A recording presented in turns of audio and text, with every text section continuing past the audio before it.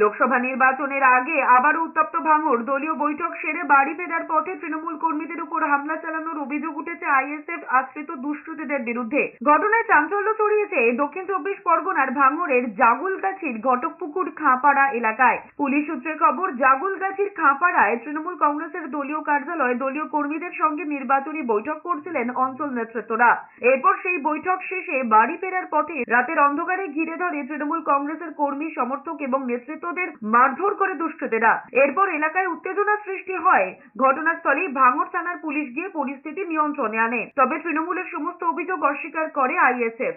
আমরা আপনার একটা মিটিং ছিল আমাদের দলীয়, মিটিং সেরে যখন বাড়ি ফিরছিলাম তখন ওরা ফের জড়ো হয়েছে, মানে আইএসএফ কিছু ছেলেরা জড়ো হয়েছে। রাত্রি সব চেনা যাচ্ছিল না, আমাদের পাড়ায় কিছু ছেলে ছিল তাদের আমি চিনি, আর বাইরে থেকে কিছু ছেলে এসে আমাদের ওপরে ফের মারধর শুরু করেছে 8টার পরে।